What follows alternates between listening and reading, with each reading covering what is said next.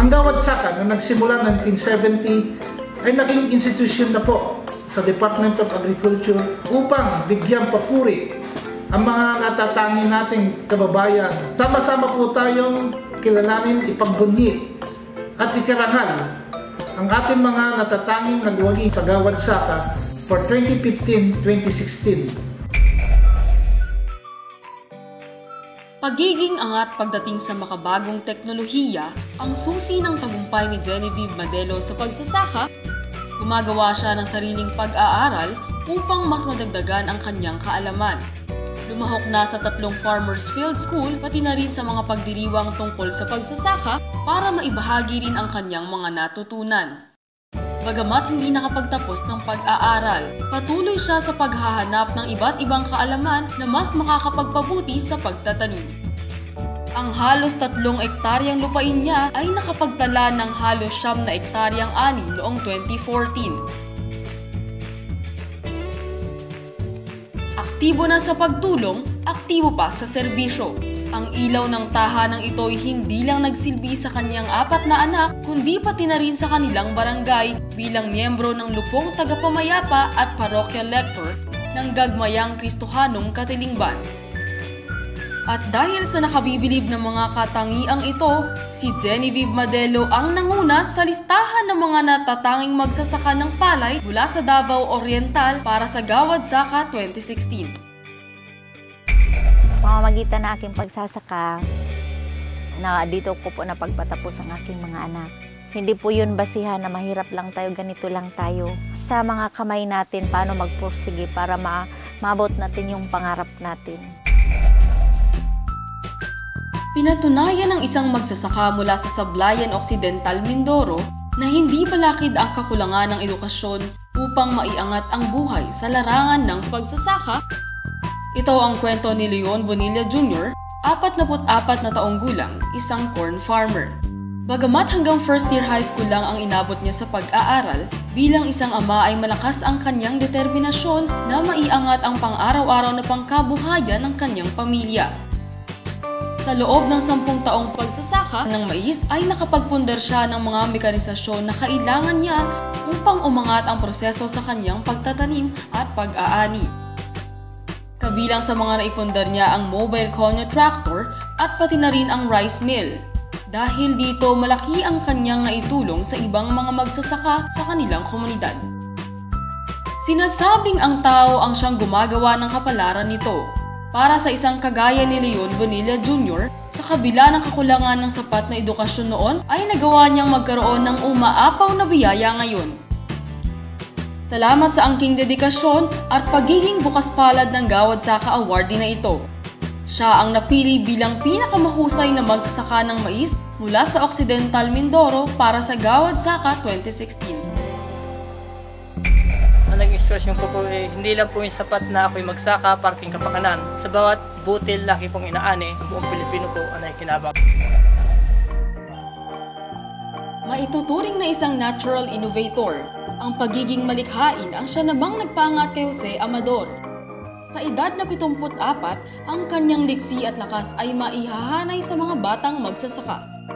Tinono kung siya'y tawagin. Sa taglay niyang malikhaing pag-iisip, siya ang nagpasimula ng grafted pili production.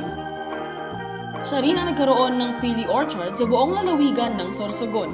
Dahil dito ay nakapagtayo na rin siya ng sariling pili nursery na pinagkukunan ng mga binhing pananim. Nakagawa rin siya ng sariling bersyon ng depulping machine na gumagamit ng tubig para mas mapabilis ang proseso ng mga pili. Sa mahigit na 40 taon niya sa pagsasaka ay nagkaroon na rin siya ng sariling fish pond at iba't ibang mga pananim gaya ng kape, kalamansi, kakao, mga gulay at mga prutas. Pinasok rin niya ang industriya ng dairy cattle production. At dahil sa dedikasyong ito, ang dating nagsimulang maliit na sakahan, ngayon ay nakapag-ambag na ng 5 metric tons ng pili sa buong probinsya ng Sorsogon. Masasabing malayo na nga ang narating ni Tionono pagdating sa pagsasaka. Patunay na rito ang pagpili sa kanya ng Department of Science and Technology bilang magsasakang siyentista. Isang aktibong magsasaka, iyan si Jose E. Amador. Dahil sa lalim at haba ng kanyang karanasan sa pagsasaka, panibagong parangal na naman ang kanyang aanihin. Hinirang na Most Outstanding High Value Crops Farmer mula sa Sorsogon para sa Gawad Saka 2016. Napakaganda ng pili. Napatapos ko ang anak ko ng medicine. Ay kung ako sa inyo, magtanim na kayo ng pili. Masayahing tao. Yan ang unang katangiang madaling makita sa outstanding animal racer na ito. Ang pagkawala ng kaniyang butihing ama ang nagtulak sa kanya para ipagpatuloy ang kanilang sakahan. Nag-umpisa siya sa 8 native na baboy, isang bulugan, pati na rin mga kambing, native na manok, pato, gansa, pabo at kuneho na mabilis naman niyang naparami. Nagtanim din siya ng mga prutas at gulay sa kanyang lupain. Natural na paraan ang ginagamit niya kung saan gumagawa siya ng probiotics bilang growth promotant at disinfectant. Natural feeds din ang pinapakain niya sa kanyang mga alagang hayop. Layunin niyang makagawa ng farm products na magiging masustansya para sa kanyang pamilya pati na rin sa kanyang komunidad, kaya naman itinayo niya ang Yuma Verde Eco Nature Farm. Dahil sa tagumpay niyang ito, hindi niya kinakalimutang ibalik naman sa iba ang kanyang kaalaman. Binuksan niya ng libre ang kanyang lupain para sa kapwa niya mga magsasaka, estudyante at iba pang gustong magdagdag ng kanilang kaalaman hinggil sa animal racing. Sa kanyang ngiti, ika'y mabibighani. Handa siyang tumulong basta't kakayanin. Siya si Engineer Edelisa Ramos, ang outstanding animal racer ng Gawad Saka 2016 mula sa Quezon Province. Ito yung buhay ko, dito na ako naging masaya. Kumikita ka na, nakakatulong ka pa sa kapwa, tapos nakakapagbigay ka rin ng mga produce mo na alam mo na ligtas, clean and safe food. Ako'y natutuwa na ako'y nakakabahagi rin sa ating kapwa. Isang taong bukas palad para sa mga nangangailangan. Yan naman ang katangian ng outstanding fisher folk in aquaculture na ito. Minsan na siyang nagkaroon ng problemang pinansyal dahil dito ay napilitan sila ng kanyang asawa upang mangibang bansa. Sa kabila ng maayos na kita sa labas ng Pilipinas ay pilit pa rin bumabalik ang tawag ng pagsasaka sa kanya. Kaya naman napagdesisyon na nilang umuwi ng Pilipinas noong taong 2000.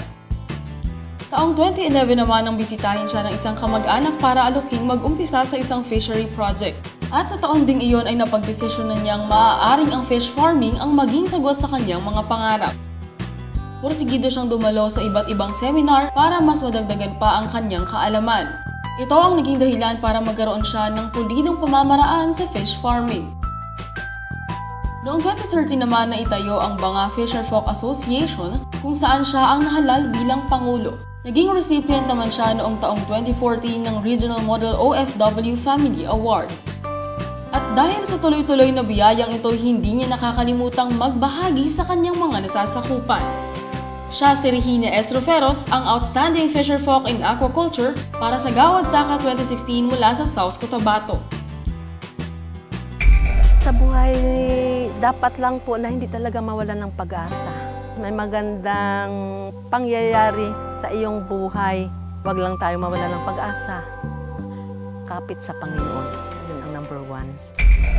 Tayo pong lahat ay magbigay pugay at palakpakan natin, parangalan ang mga Gawad Saka winners. Ipagpatuloy po natin ang ating kaunlaran sa pamamagitan po ng ating agrikultura. Marami pong salamat.